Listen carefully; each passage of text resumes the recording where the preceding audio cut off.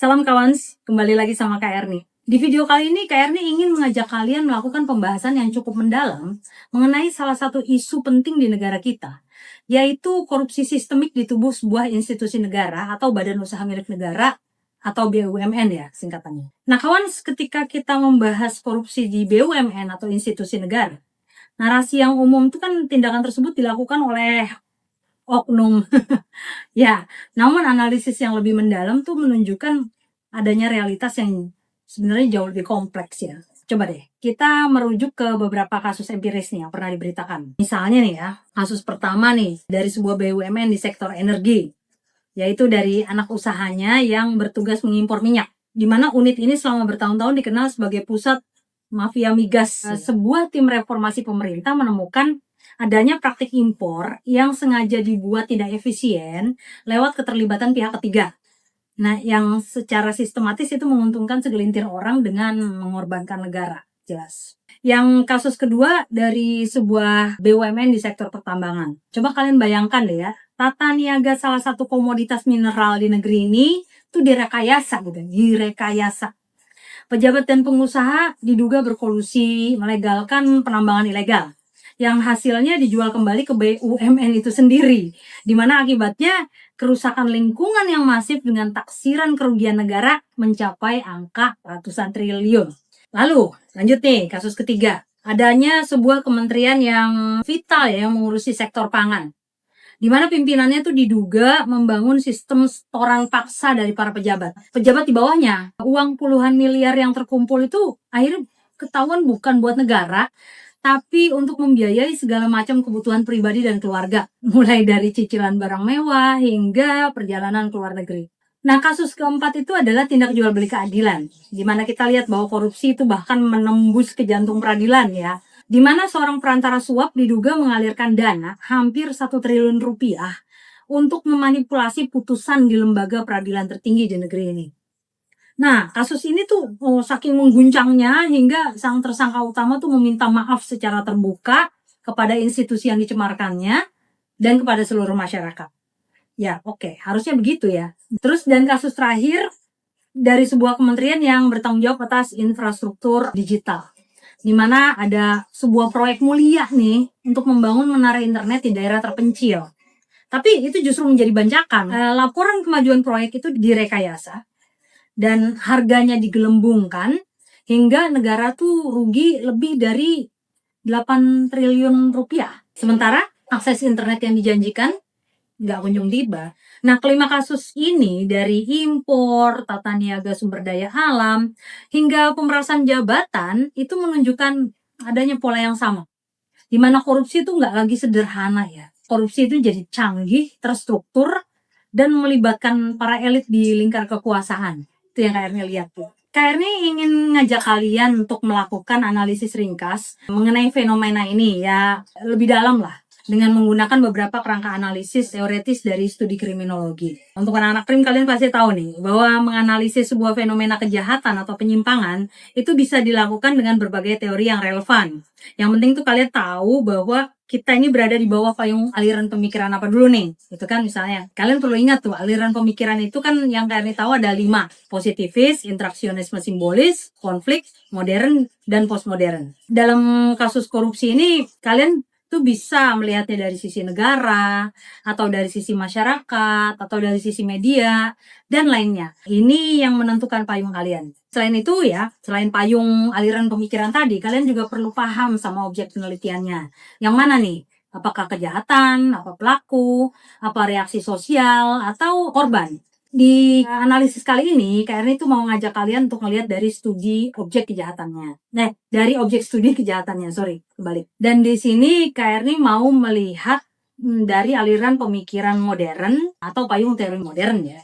Dalam kasus korupsi ini Kak Erni mau ngelihatnya dari 3 teori, yaitu white collar crime dari Sutherland 1949, organized crime dari Cressy 1983, dan State Organized Crime dari Chambliss 1989.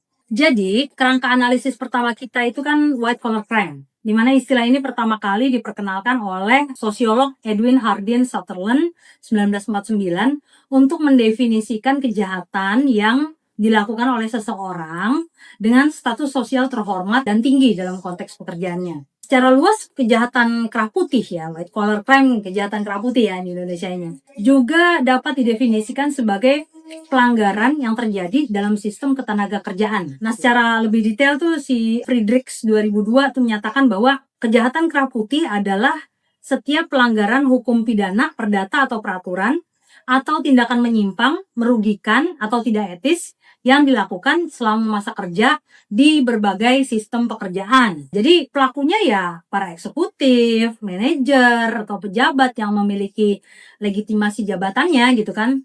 Dimana instrumen kejahatan mereka tuh bukan kekerasan fisik kayak street crime gitu, tapi tanda tangan, kewenangan formal yang dimiliki untuk memanipulasi dengan berbagai cara agar dia mendapatkan keuntungan. Dari Sutherland ini kita bisa lihat bahwa secara fundamental Sutherland mengubah fokus studi kejahatan, di mana ia menolak gagasan bahwa kejahatan itu hanya milik kelas bawah atau individu yang sakit, atau tadi kita bilang street crime ya, ini kejahatan-kejahatan jalanan gitu. Enggak, ini beda. Di mana melalui konsep white collar crime ini, Sutherland membuktikan bahwa orang-orang terhormat dengan status sosial tinggi ini juga melakukan kejahatan yang besar loh dalam pekerjaan mereka.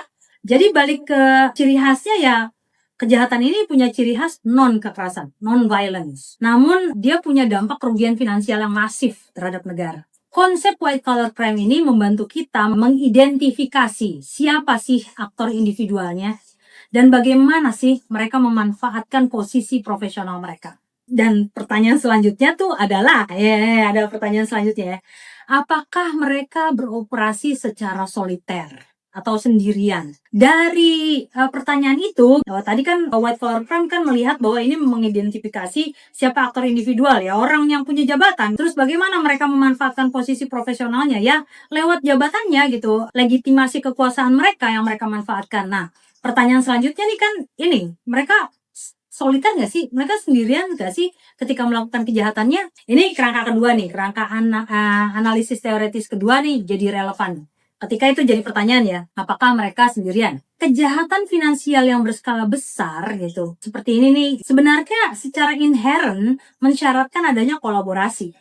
Ya, nggak mungkin sendirian lah ya gitu. Karena kayaknya masa iya sih gitu orang dengan jabatannya saja cukup gitu terus kemudian melakukan korupsi sampai yang tingkatnya triliunan rupiah ya. Konsep kedua atau analisis teoritis kedua itu adalah ya ini, organized crime yang tadi Karni bilang dari Cressy atau kejahatan terorganisir. Donald Ray Cressy dalam bukunya Theft of the Nation, The Structure and Operations of Organized Crime in America tahun 1969 yang menggambarkan kejahatan terorganisir itu adalah sebagai sebuah aliansi nasional yang sangat terstruktur. Kalau dia ngelihatnya dari keluarga-keluarga kriminal, disebutnya Cosa Nostra. Dalam analisis dia, dalam teori dia memperlihatkan bahwa keluarga-keluarga kriminal itu atau Cosa Nostra itu memiliki hierarki yang jelas. Ada bos, ada underboss, ada soldier, prajurit, dan di mana ancaman terbesarnya itu bukan sekedar bisnis ilegal seperti perjudian atau narkotika, namun tuh bisnis itu sampai menginfiltrasi keuntungan haram tersebut ke dalam bisnis sah dan melakukan korupsi sistemik terhadap aparat negara untuk membeli kekebalan hukum, ya kan? Jadi dia masuk ke dalam sistem pemerintahan untuk, woi, tolong dong amanin gue. Nah, di situ kita ngelihat bahwa Cressy memberikan cetak biru tentang bagaimana sebuah kelompok kriminal itu dapat beroperasi secara masif. Jadi intinya sifat negara di sini adalah fasilitator ya. Tapi kan yang melakukannya kan berarti negara, gitu kan, orang-orang yang menjadi fasilitator dari organisasi kriminal ini. Tapi apakah cuman itu gitu kan? Jadi organisasi kriminal yang kemudian diberi pengesahan oleh negara ya, enggak juga gitu. Negara pun bisa jadi punya organisasi kriminal ini dalam pandangan KRNI ya. Tapi kemudian pemikiran Cressy ini at least memberikan kerangka yang relevan lah untuk menganalisis di mana kasus-kasus korupsi di BUMN dan lembaga negara ini. Di mana kasus-kasus tersebut meskipun nggak dilakukan sama mafia tradisional ya, kasus ini menunjukkan pola operasi yang serupa di mana BUMN, kementerian itu berfungsi sebagai perusahaan sah yang dibajak dari dalam oleh para pejabatnya sendiri Ya, mirip dengan model infiltrasi Kresi ini, di mana skema korupsi di sektor pertambangan, energi, dan pangan yang melibatkan kolusi antara pejabat dan pengusaha juga menunjukkan adanya jaringan terorganisir yang dengan pembagian peran yang jelas, ya, kayak tadi, bos, underboss, soldier, dan lain-lain. Itu semua seperti adanya konfederasi gelap lah ya. Intinya, kasus-kasus itu yang 5 tadi, itu meniru logika kejahatan terorganisirnya Kresi dengan menggunakan di mana ada posisi dan struktur yang sah untuk menjalankan operasi ilegal demi keuntungan pribadi dan kelompok yang dia juga merusak institusi negara dari dalam. Jadi, pilar utama yang menopang seluruh operasi mereka tuh ya korupsi sistemik, di mana orang-orang itu ya atau oknum-oknum luar itu memiliki oknum pejabat di semua tingkatan pemerintahan, di ya baik legislatif, eksekutif, dan yudikatif. Di mana beberapa pejabat bahkan menganggap diri mereka tuh sebagai bagian dari organisasi tersebut. Di mana korupsi ini jadi berfungsi sebagai polis asuransi ya, yang memberi mereka kekebalan dari hukum dan memungkinkan mereka memenangkan kontrak-kontrak pemerintah. Ya dengan demikian mereka nggak hanya mengancam ekonomi, tapi juga secara langsung merusak dan memonopoli proses demokrasi itu sendiri. Nah, coba kita bayangkan skenarionya deh. Untuk meloloskan, misalnya nih ya, untuk meloloskan sebuah tender impor yang koruptif ya kan, dibutuhkan jaringan. Jaringan itu terdiri dari beberapa bagian ya. Yang pertama misalnya aktor internal yang menyediakan informasi rahasia, terus kemudian mitra dari sektor swasta yang berkolusi, terus pialang atau broker di pusat keuangan internasional. Lalu adanya kemungkinan besar loh ya, pelindung dari aparat atau aktor politik yang memberikan impunitas. Ketika jejaring ini terbentuk dan beroperasi secara sistematis dengan peran dan mekanisme pembagian keuntungan yang jelas, maka white collar crime individual tadi sudah berevolusi menjadi sebuah skema kejahatan terorganisir atau organized crime tadi. Dan disinilah fenomena ini melahirkan apa yang sering disebut sebagai mafia berdasi. Kita lihat bahwa white collar crime Sutherland menjelaskan tindakan korupsi ini, sementara organized crime-nya Kresi menjelaskan sistem jaringannya. Kenapa teori ketiga masuk ya? Kan kita sudah mengidentifikasi aktor, jaringannya, tapi ada lagi pertanyaan fundamental lain nih gitu. Bagaimana sih individu-individu ini dengan potensi KKN dapat menduduki posisi strategis tersebut, di mana mereka ada di situ. Mereka ada di situ itu sebenarnya juga jadi pertanyaan, nggak begitu aja gitu kan. Nah, siapa sih yang menempatkan mereka di sana? Ini jalannya korupsi ya. Yang kalau misalnya kita ngelihat tadinya kan, korupsi itu ya dilakukan oleh perorangan. Tapi ternyata bisa loh korupsi itu juga dilakukan oleh orang-orang itu secara organisatorial gitu kan ya. Jadi udah ada organisasinya, entah adanya kolaborasi dari pihak luar ke negara gitu untuk mendapatkan pengesahan, atau di negara itu sendiri yang berkolaborasi di dalamnya untuk berkorupsi atau melakukan korupsi lah. Di sini kan kemudian ada perjalanan lagi. Nih orang-orang ini juga ada di tempat di situ tuh nggak begitu aja. Kayaknya kalau di Indonesia ini kan kayak KKN tuh biasa ya gitu kan. Jadi kayak kita melihatnya lebih jauh lagi nih ke belakang. Bahwa pertanyaannya bukan hanya sekedar apakah mereka sendirian jalannya gitu, tapi pertanyaan lagi mereka ada di situ itu juga dari mana ya? Kenapa ya mereka tempatkan? Siapa yang menempatkan mereka? Ini pertanyaan isengnya KRNI ya. Jadi gimana berjalannya itu ini dalam random thoughts-nya KRNI itu mungkin bareng ya situ ya. Tapi kalian juga boleh setuju atau tidak dengan ini. Dari pertanyaan itu, siapa yang menempatkan mereka di sana, itu kita di analisis selanjutnya ya. Adanya politik kekuasaan. Kita perlu ingat ya, misalnya dalam hal penunjukan direksi BUMN nih, kan mereka diangkat oleh negara ya sebagai pemegang saham tertingginya. Dengan keputusan akhirnya berada di pimpinan tertinggi lah ya. Dan ya dimana penunjukan ini sendiri merupakan sebuah instrumen kekuasaan yang sangat vital. Karena ngelihat gitu bahwa dalam hal ini kita dapat melihat beberapa kemungkinan adanya kepentingan penguasa terkait penunjukan ya, terkait penunjukan. Ini dalam pikiran KRNI. Yang pertama itu adalah adanya patronase politik.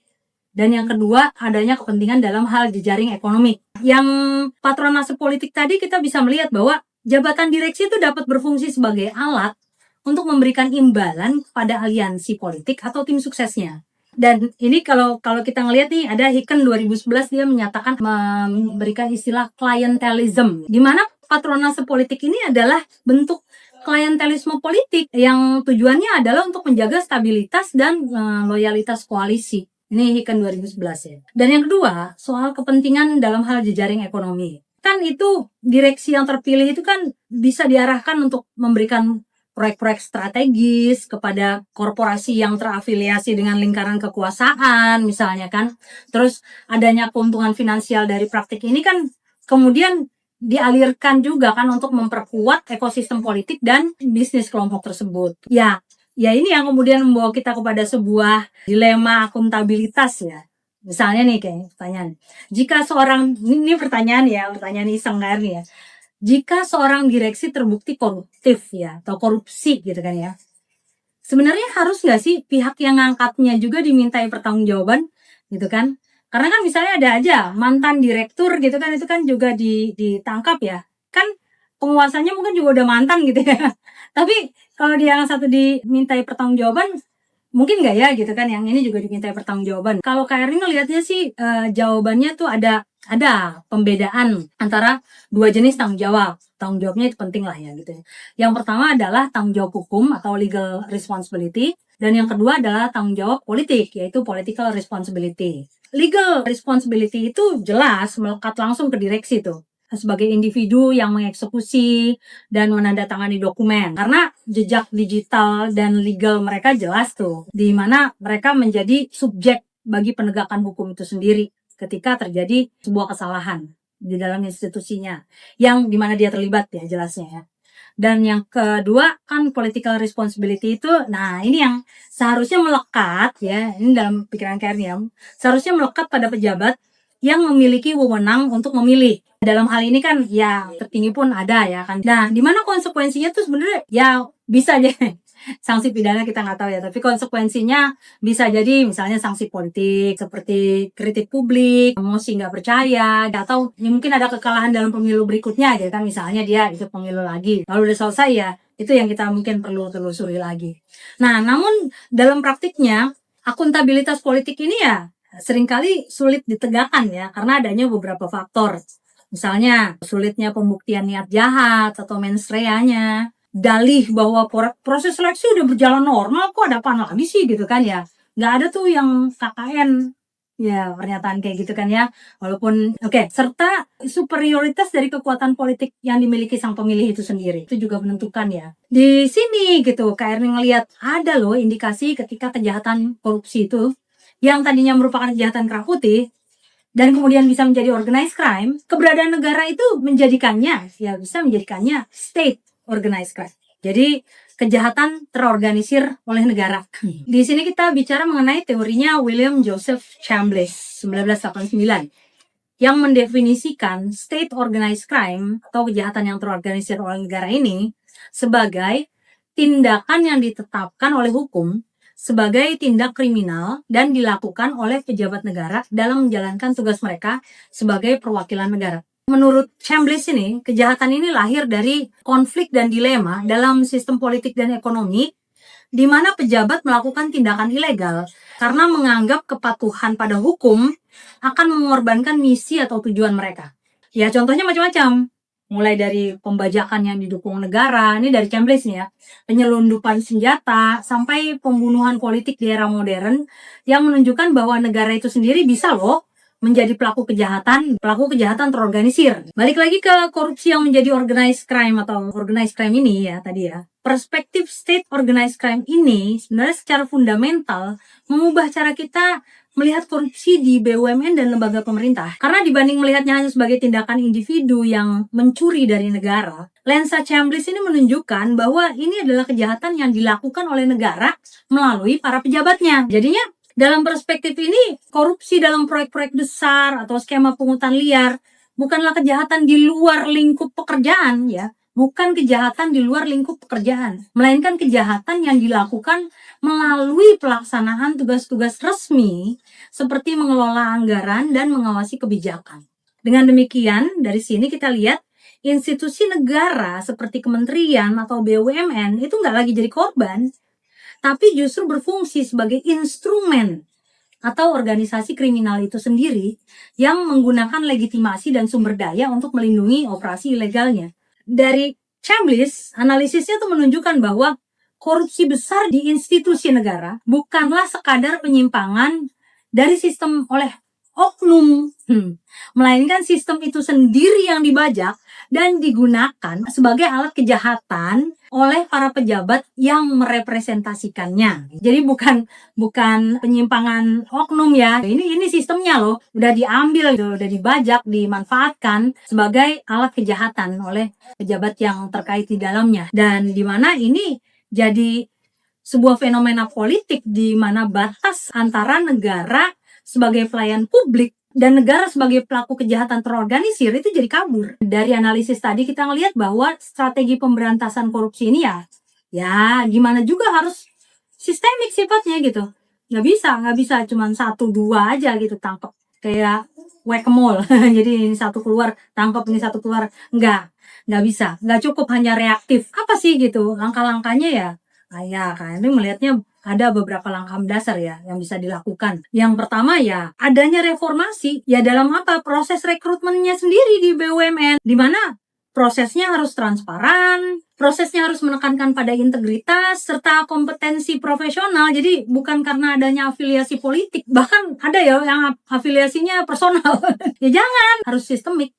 Secara rekrutmen udah harus jujur gitu. Dan harus yang kedua, harus dilakukan penguatan pengawasan internal dan eksternal di dalam institusi terkait yang mencakup adanya audit forensik yang rutin dan perlindungan hukum yang kuat ya bagi para pelapor atau whistleblower ya. Jangan sampai kemudian si whistleblowernya itu yang dimatiin atau apa. Lalu kemudian adanya peran ya yang super penting ya buat KRN itu ya, dari lembaga anti korupsi yang independen, di mana di sini tuh keberadaan KPK yang independen dan berwenang penuh itu prasyarat mutlak, gak bisa tuh, harus apa sih katanya conditio sine qua non ya itulah ya. Maka tanpa independensi ya KRN itu ngelihat bahwa mustahil lembaga penegak hukum tuh ngusut tuntas kejahatan tingkat tinggi kayak gini nih yang melibatkan jejaring elit politik dan bisnis tuh nggak bisa gitu aja gitu. Ini harus ada lembaga khusus yang benar-benar independen dan nggak dimatikan langkahnya ya dengan berbagai peraturan yang muncul tiba-tiba.